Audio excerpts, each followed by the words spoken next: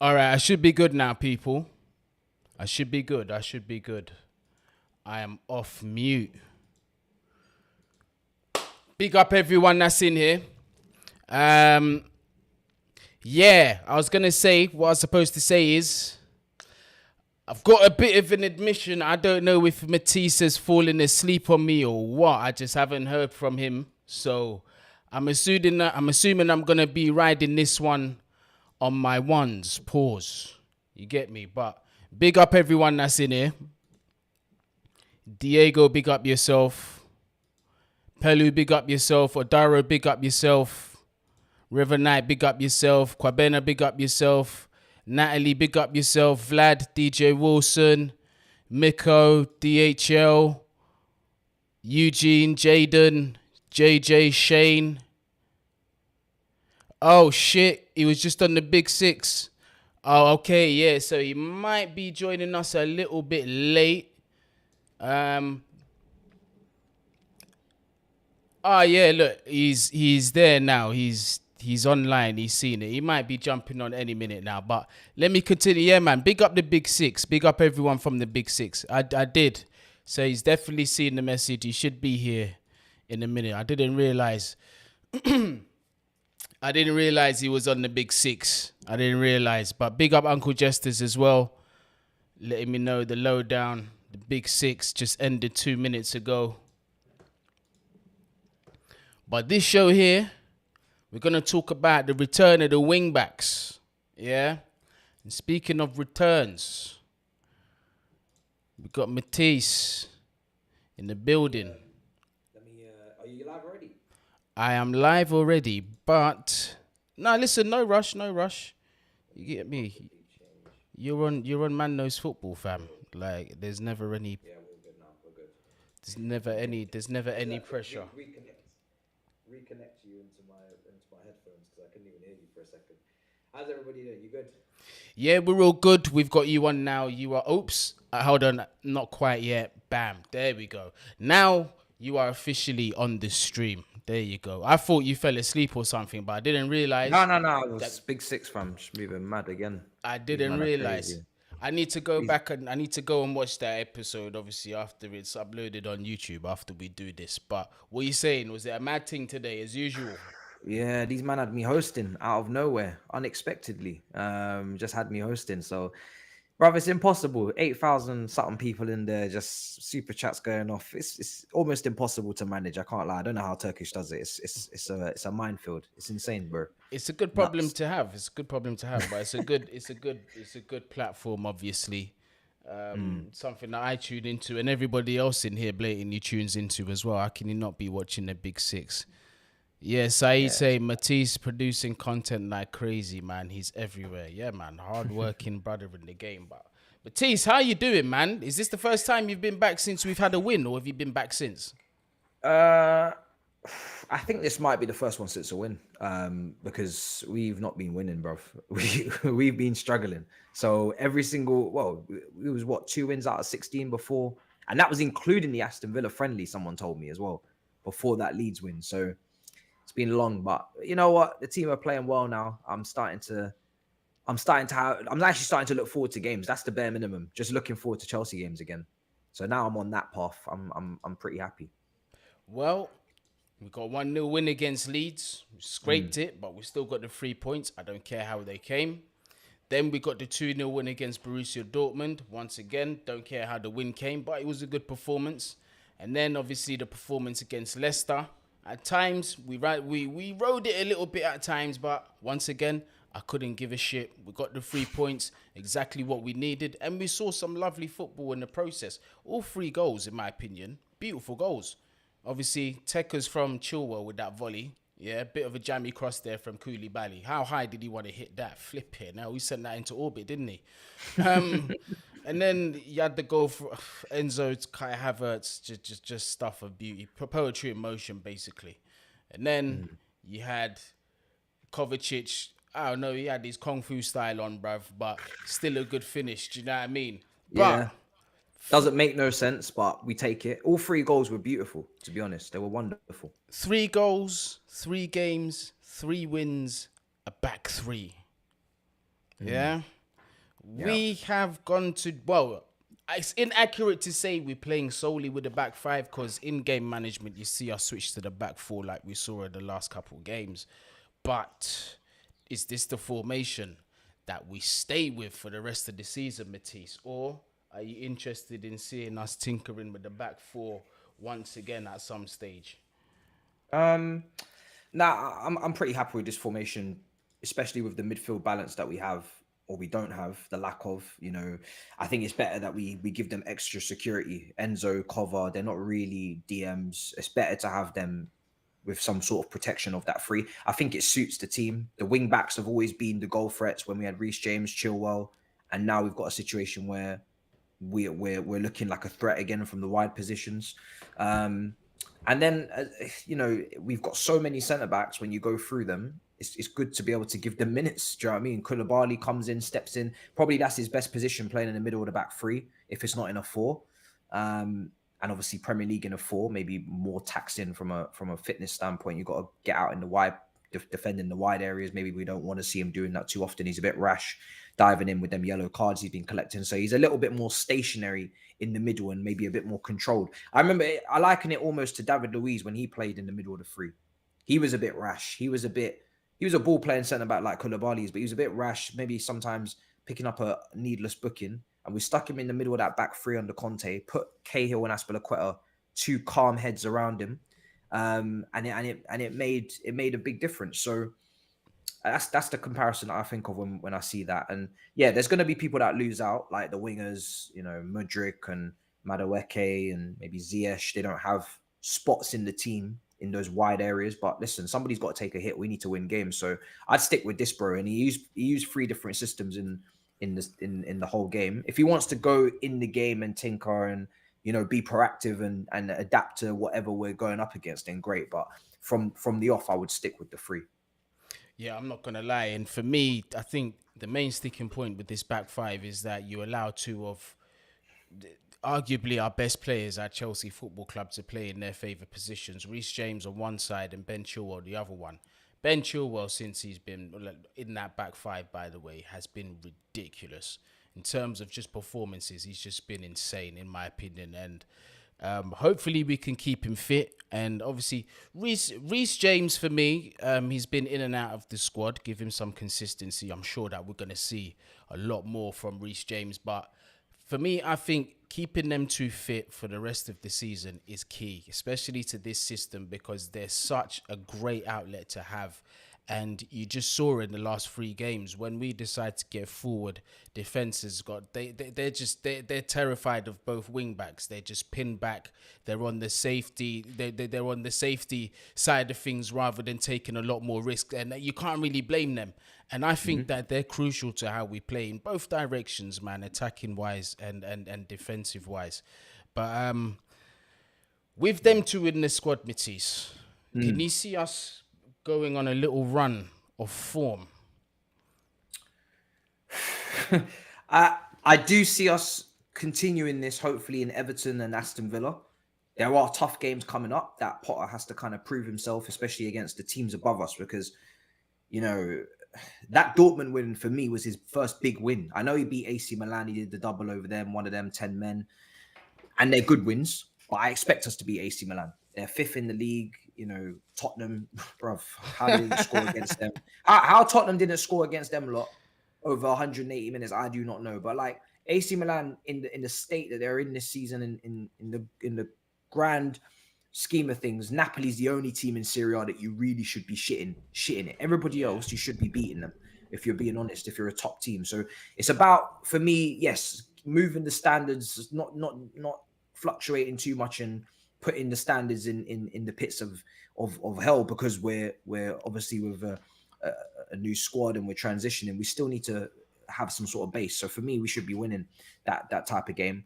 But Dortmund was the first big win, I think, for him in charge. He hasn't beaten a top 6 team yet. And we still have Brentford, we have Brighton, we have Liverpool, we have City, we have Arsenal, we have United. We have all these teams still to play.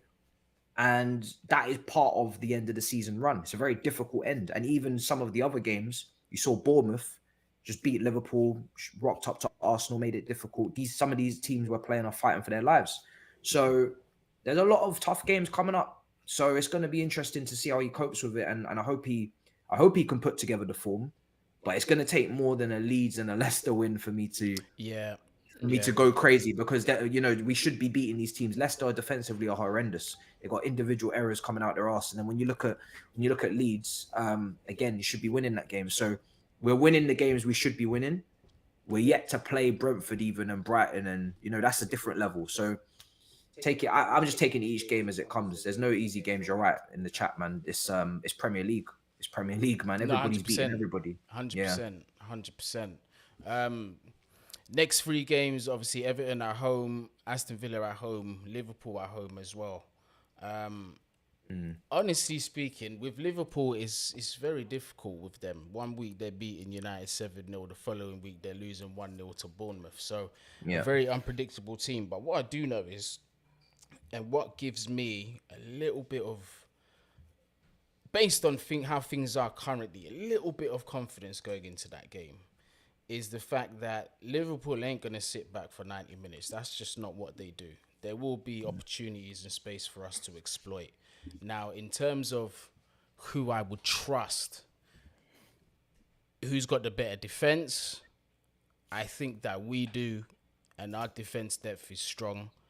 I think we'll be able to weather potentially what Liverpool have, but I don't think that they're going to keep a clean sheet against us, you know. I have a weird confidence. I know, like, you can't look beyond Everton and Aston Villa. It's impossible. There's so many variables that can happen between now and then. But just how I feel now, looking at those three games, I'd want 3 points from each of them. Do you reckon that's being a little bit greedy, or like, am I being realistic here? I mean, based on what I watched at Anfield when we played them, we should be beating Liverpool. But I'm taking it game by game because Facts. this Go. team are too unpredictable. This team are too unpredictable, and this team have been too poor all season. And the manager has been too unpredictable and too poor at moments in the turn of the year for me to just go, yeah, we're gonna go on a next three games. I'm just taking it game by game. Everton, beat them at home, you should, and then international break. Take a breather, make sure everybody stays fit because the context of the injury list continues to keep changing. Only Liverpool have had more injuries and more days missed for players than us this season. So we need, for me, I just take it game by game. That's my new rule because Chelsea are too we're 10th. that by definition means we're unpredictable. That by definition means we could win, lose, or draw any game. That's why we're 10th in the first place. We got a goal difference of +1. So even though things are looking on an upward trajectory, and which is good, I still am gonna just It's pretty let poor them considering do what they sample do. Yeah, size. yeah. Yeah, it's pathetic considering sample size, if we're being completely honest. But Ngolo Kante looks like he could make his return by the end of this month or early April. And now, obviously, with him coming back, conversations have started. Who's now the best pivot? Enzo and Kovacic are playing so well together. We should keep them. Oh, it's not balanced enough. We should try Enzo and Zakaria. N'Golo Kante's on his way back. We should try Enzo and Kante. What do we do? Does Kante walk back in off reputation of him purely being N'Golo Kante? Or do we stick with the merit? I think Enzo has to start Yeah, because that's a no-brainer. Enzo's the one player that is long term. Neither of the other two are long term. He's the difference for creativity. He's the difference. He's the one that played those passes against Leicester. That if he's not on the pitch, no one else is playing them passes. Nobody else is scooping that ball to Kai. No. They're passing it sideways. Nobody's playing that outside the right boot play to Kai before the Mudryk assist. Someone's over hitting now, under hitting that. That is the difference between Chelsea having somebody who can create chances and open play and really have a vision and a picture of the pitch. Cesc Fabregas kind of type player that actually gives you the confidence that if we were to get to number 9, they would actually get the service and they would be, their runs would be spotted and they would get the chances to put the ball in the back of the net. So he's completely changed the way I look at this team in terms of just watching the team. It's more enjoyable because you know if there's a pass to be played, he's going to try it and he's more than likely going to get it spot on. His long distance passing is nuts. So he has to play. And then I think you just go between Kante and Cover, because we all know Kante can't play week in, week out. He's got massive injury issues. At least he's been struggling with that. So you kind of pick and choose his games, look after him. Same with Cover. He also needs to be looked after. It's both players are just as injury prone as each other. And both of them need looking after. So I think you just rotate. I don't think there's ever going to be a situation where both of them are playing every single game twice a week, because they've shown that they can't do that.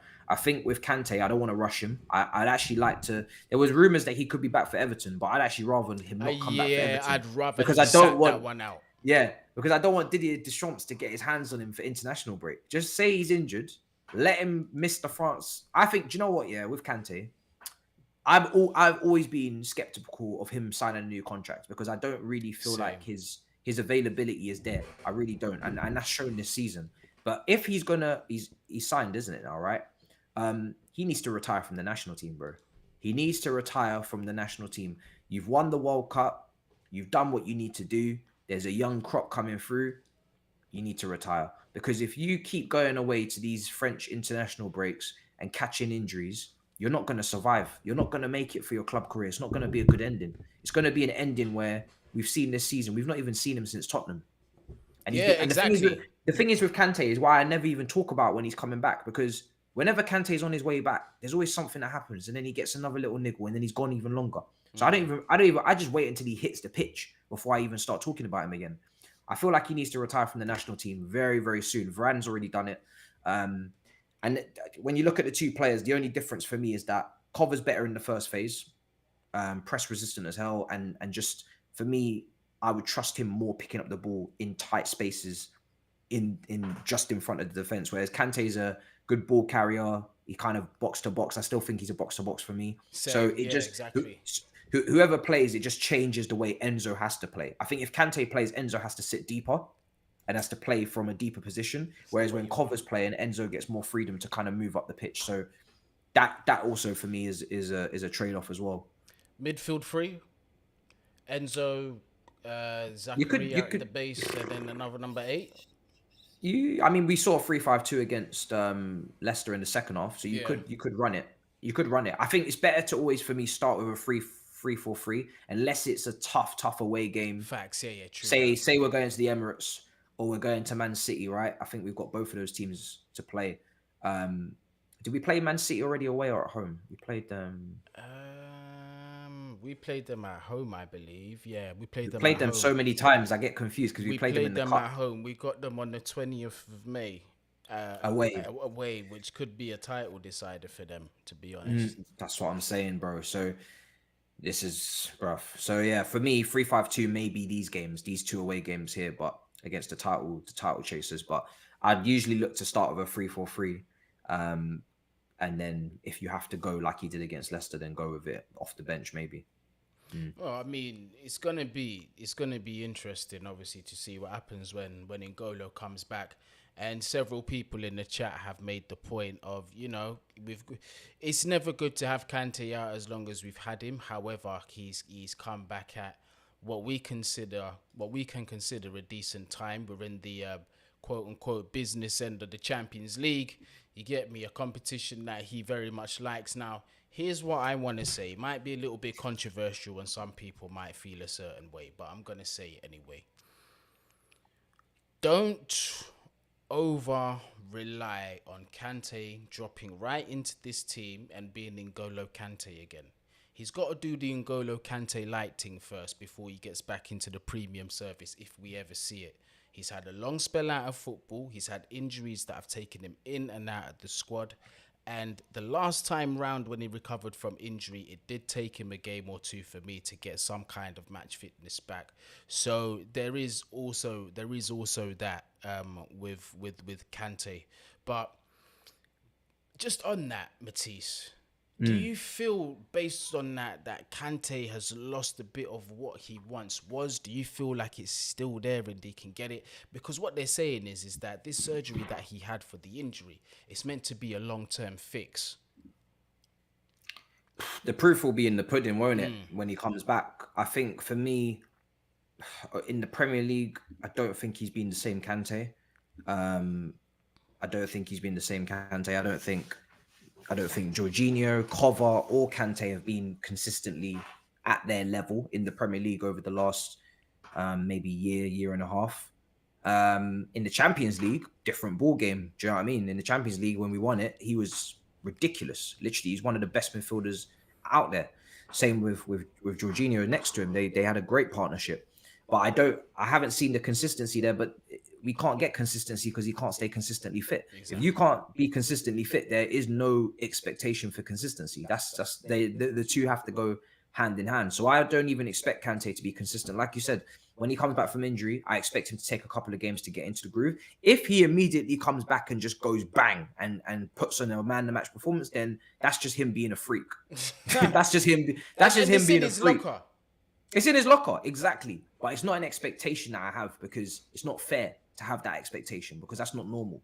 And because he was a freak, but he shouldn't still really be one. Do you know what I mean? After all these injuries, he shouldn't still be a freak. He should kind of become a normal player now that actually needs match fitness and needs to. So whatever happens with him, you know, I just hope that he kind of does have to, you know, he does need to be available because we just gave him a new contract. But I was always skeptical of giving that new contract, especially for this length of time. If you're going to do it for 1 year, because maybe you don't want to give away a Jorginho and a Kante in the same season, and a Kova looks like he could leave as well, his contract's expiring. I get that. And I don't advocate losing all three of them in the same year. That would be mad. I still think that's crazy. And I'd be cool with keeping both of them next season. And then I'd rather let them go for free than let them go too early and, you know, our midfield not really be having the right balance, if you know what I mean. That's how I see it. But for me, yeah, I think his fitness is massively up for question. I have no idea what we're going to get here. Harad makes a good point here, actually.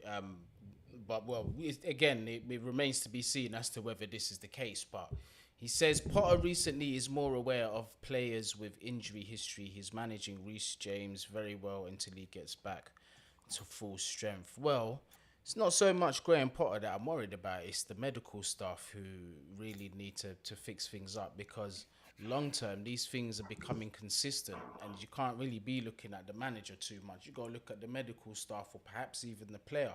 Reece James, I have a lot of concerns about. Not about his ability.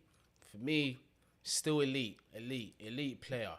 It's just that injury record. It's that injury record with Reece James because we're at a point in the season where from now till the end of the season, he can't get injured. He just can't get injured. And it's similar with Chilwell. Although with him, I feel it's a little bit different because the injuries that he's had have not been recurring injuries. With Reece James, he gets a lot of muscular injuries. He's a big boy, innit? He's a big build and he's a very like power runner kind of player. The style that he runs with, like the way he digs into the ground, these things make a lot of difference, you know. They make a difference on your joints and your muscles and stuff like that. So we've got to keep him fit. But look, I'm looking at the Champions League. I'm not saying we're gonna win it. Absolutely not. Am I saying we're gonna win it? Who can we draw now that we've obviously beaten Dortmund? Or do we have to wait for the results? Obviously, yeah, we're gonna have to wait for the results tomorrow and Wednesday, innit? Yeah. Yeah, before we know. But boy, I would love. Just imagine this: we draw an AC Milan, for example, in the next round. Well, then for me, we should be in the listen. For me, yeah, I'm taking that one round at a time. But depending on the draw, my confidence levels is gonna rise and maybe go down because if we get a Real Madrid, football's a humbler. We know the heritage. We know the heritage, and with Real Madrid, I'm gonna say this too. We've beaten them before, I know. With them, I will never write them off. And of course, for me, naturally, they are favourites. Regardless of how good everyone else is, for me, they're favourites. You never discount the winners of the tournament. And they've just been winning this for fun over the past several years anyway. But I think we could beat them. I'm not saying we will, but potentially we could. We could do them. Bayern Munich, Napoli are really... I wouldn't want them. Yeah, they're really the two teams that I want to avoid today. I mean, that I want to avoid. If I'm missing anyone else, please. I would add Real Madrid to that. I would add City to that. If they get through. I'd rather them two than Napoli and Bayern. I ain't gonna lie to you, bro. For me, I will take Porto or Inter. I will take Yeah, I take Milan, Porto. I take in. I and I think will we take. pattern them, I'll take Benfica as well. I take. bro. That one, you see, with Port. This is the thing, yeah. I know. I Portuguese know they're doing. teams. I know, but I'm taking them. I hear you. I hear you.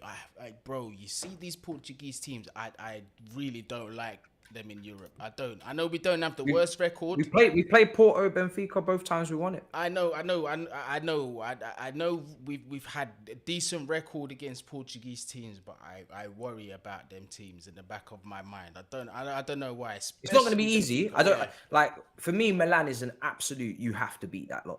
Like both the Milan teams. That's how I see it. Yeah, 100%. If you get either of the Milan teams, exiting to either of them is unacceptable.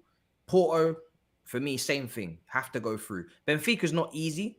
I'm not disrespecting them because they're having a great season. They're top of the league. They slap Club Brugge. But if you're not willing for me to take on Benfica in the quarterfinals of the Champions League, you ain't winning the Champions League. Yeah, 100%. You shouldn't be in it. You're not winning it. Like if you can't hold your own against Benfica in the Champions League quarterfinal, then just go home because you're not winning it. Like facts. You can't take that. But for me, I would rather leave the cities, the Madrids, To City deal with each other, like. Yeah, to deal with each other. City will want revenge, so that aspect is very important. And I do think that happens so much in football where you beat a team like City in a final and they want revenge on you. And by the way, City's got Potter's number at the moment. I mean, Pep has Potter's number, so he's lost to him. He's lost to him every time he's played him this season, and he's played him quite a few times. Bayern Munich, the bench that they have is just nuts. Stupid. I saw Sané, Gnabry, Mane coming off the bench. Gnabry scored the winner, didn't? Well, he scored the last goal for Bayern. I know people weren't impressed with what Bayern did, but Bayern didn't have their strongest team out. So I'm not trying to see Bayern. To be honest, I'm not. Not at all. That's Bayern Munich are one of them teams that I know we beat them in the final of the Champions League, but I still remember the time they whooped us under Lampard. They crushed us, bruv. Bro, Gnabry loves London. I don't want none of it. I'm not interested. Under my hopefully future manager, if all goes left with Graham Potter, is when that happened. Nagelsmann. Wasn't Nagelsmann? It was Hansi. They won it that Flick. year. Yeah, they won it that year. Yeah, the Hansi Flick propaganda is strong over here. You get me? So maybe one day it'd be available, but who knows? Madrid would be a battle. It would be a shit house and a half. Bro, I would love the Madrid game because the Madrid games will be fun. I know that for a fact. The streams would be mental, yeah. There's going to be goals. Yeah, bro. After what happened last time when we nearly came back as well, it's going to be mad. But their heritage, they'll be favourites for that. So, and Napoli are just on smoke this season, man. They're on smoke, bro. It's the one with the name. It's Oshiman. It's I don't want to say the wrong country, but the guy, the Asian dude, I forget his name. No, he's from Georgia. KK. No. I'm talking about the midfielder. So yeah, KK. I know. People on the channel know when I say the guy with the name, that's him. Yeah, I'm not even going to attempt to do the whole pronunciation thing with him. Oshiman. There's that Asian guy in that midfield as well. Or is he the centre back? Oh, Kim Min Jae. Yeah, Kim Min Jae, centre back. Yeah, centre back. He looks solid. They got a few players there, and they're playing some beautiful football. 100%, man. They're playing some entertaining football, man. Oshiman's linked with us, by the way. And apparently this summer they might. I know you're looking like, yes, ADL, bruv. You can keep thinking, but apparently he's willing to sell one of the two in the summer. He's willing to sell. If Oshiman don't sign his contract, apparently he's willing to let him go because it's down to 18 because he wants to make his money. Well, we know Oshiman wants. I think he's the most likely to leave, right? Because KK is down on a long-term contract. And I think he's quite happy there for now anyway. I think that's his first season there. So, but Victor Osimhen he wants to come to the Prem. We know this. Yeah. He wants to come to the Prem. So when you got a player like that who literally has already stated that he wants to come Prem, then you know what happens next. He's going to get his move. But are we going to be the ones to do it or have competition from United? They might not have the money. I don't know. There's part of me that still has a slight preference towards Ivan Toney. But the betting thing obviously ruins that. So the betting thing ruins that because obviously if he's banned, then we can't get him. You know, if he's banned for 2 years, we're not going to go and buy him, are we? That would be ludicrous. So I, I've got a slight preference to Ivan Toney. Not as much of a big name, not going to cost as much. And I'm trying to go down that route again, which we've actually have a good record with strikers over the big 100 million number 9 pressure. You know, it's PTSD that's kicking in for me. I think Ivan Toney is just he's done it in this league. Great all-round player, hold up plays there, great finisher. You know, I think for me, I'm slightly edging towards him. But the ban is obviously the sticking point. So Yeah, yeah. that's the problem for me. I like Tony as well, but brother's going to jail. If we're being honest with you, if he gets, yeah, if he gets when he gets found guilty, well, if You he going to already jail. has, yeah, he's going to jail, cuz, or he's done out here. Either way, one of the two. So I guess the Tony dream is not going to happen. Oshiman, I like him. I think he's talented, but I have my concerns about Serie A strikers. They don't have the best record coming to England.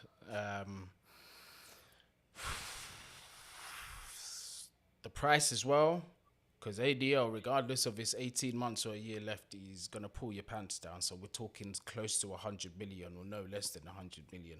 Is that a risk that I'd want to take with him? Probably not, you know.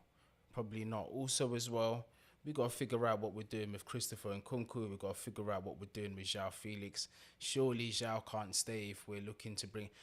There's so many what ifs. There's so many what ifs here. What do you think of this João Felix situation, by the way? Let's fast forward to summer. Now that we're dealing with transfers now, let's pretend we're in the Well, transfer window. What go on, fam? What do you I think? can't, I can't say yes or no until I see the rest of the season. I think a lot of people are jumping too quick to conclusions on João Felix. No, I mean, The no. season, Forget the all that. season's too. Forget that. I mean, in the sense of, all right, cool. However, he's been performing. Let's say this time, he's had a good performance in the Chelsea shirt. We're now at the end of the season. Now, yeah. Looking at this squad, and looking at priority, and looking at the fact that Nkunku's coming in, and we don't know what's happening with Kai Havertz. Do we sign this guy? For me, it depends on Kai Havertz. I don't think there's a need for Kai, Felix, and Nkunku. That's too much. So if Kai finishes the season strong and he's brilliant, then you don't really need to get Felix because you're gonna play Kai in that position we saw against Leicester, aren't you? Because you're gonna get a striker. So Kai's gonna go back to being that creative player that we saw at Bayer Leverkusen. He can spot that pass, who plays just off the striker, potentially, if that's what Potter sees for him. Maybe Kai ends up playing up front, but he'd have to be more clinical and he'd have to put the ball in the back of the net, or he'd have to become a false nine, drop in, and then in Cuckoo and whoever it is, Felix, etc., would go around the sides and give you the goals. But somebody's got to get put the ball in the back of the net. Now, preferably you just say get a striker who can finish and is a good all round striker, hold up play, drops deep, links up, runs channels, all that, which Tony can do. And then you play Kai and then Nkunku off of him, and Kuku's got a great finish on him as well. So if Kai plays brilliantly towards the end of the season and they're going to use him behind the strikers, you don't need Felix. If Kai plays brilliantly and he plays brilliantly with Felix and you want to protect that and add Nkunku to that, you can play Nkunku, Felix, and Kai as your front three in that 3-4-3. And I think it will work. Or if you're going to go to a 4-box midfield, Felix and Nkunku at the top of the box, Kai up front, same way they play for Barcelona. And then you've got your De Jong, say Enzo, and then your sitter, Busquets, our version of the sitter, whoever comes in. And you've got your Chilwells and your Reece on the sides. You can do that. There's loads of options here. But it's fine lines because it's a lot of money, and Felix would have to have a great end to the season as well. Felix, that's why I'm saying we have to kind of wait. Felix has to have a great end to the season to splash that kind of money on him. It depends what Atletico Madrid's asking price is. So there's so many moving variables because I'm a massive fan of Felix. I think he's settled it. He's settled in brilliantly. He clearly loves it here as well.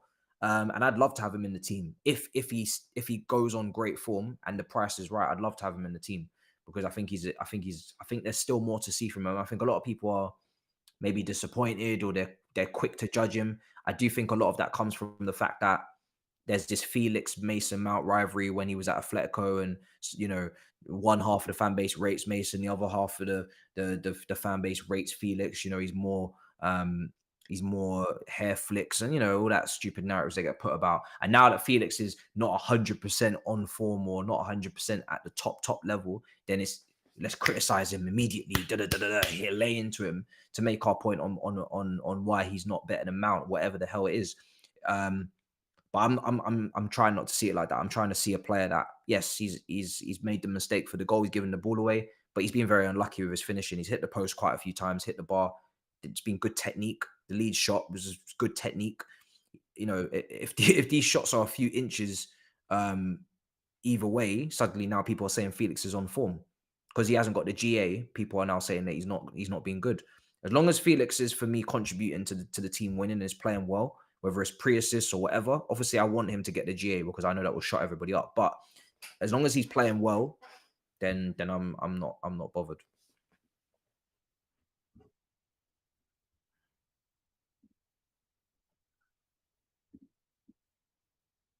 Mm,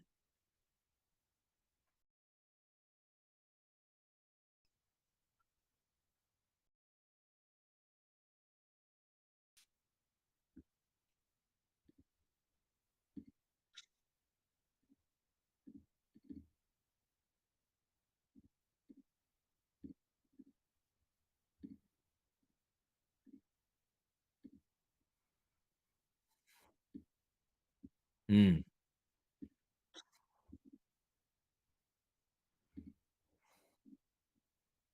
yeah. Mm, no.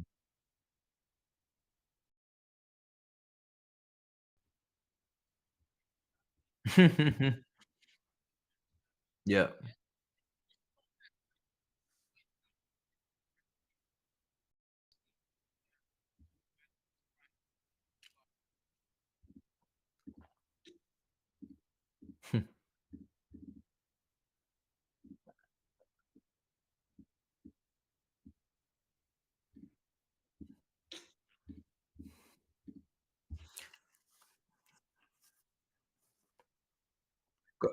Go, going, yeah, going forward.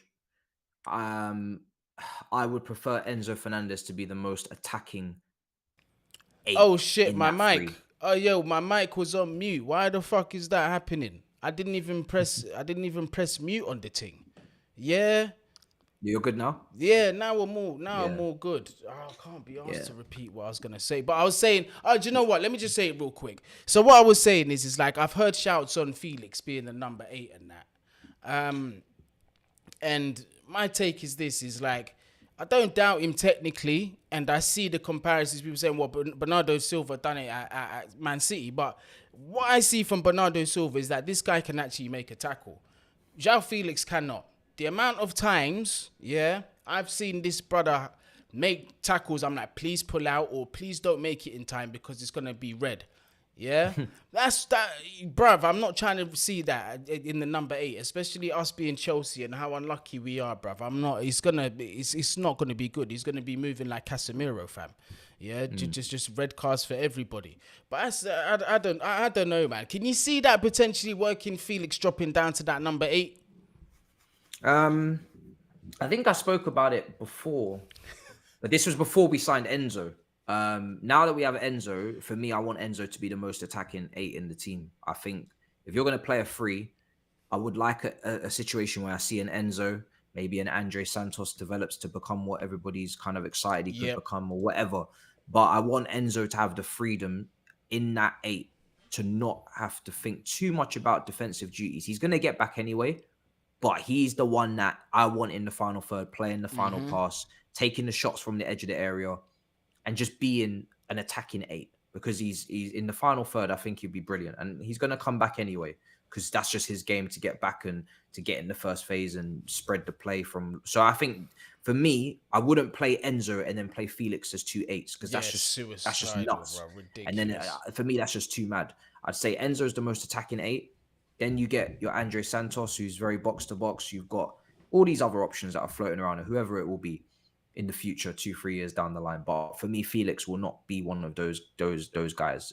Not with Enzo anyway. If he's going to play Felix, maybe as the guy, and you go with a Kante on the other side, and it becomes a 4-2-3-1, and Kante just shuttles into the double pivot with the DM, and then Felix becomes a 10. You could make it work Yeah, if he's that like makes maybe more sense. the Odegaard of the team, right? But even Odegaard defensively does work and wins the ball back.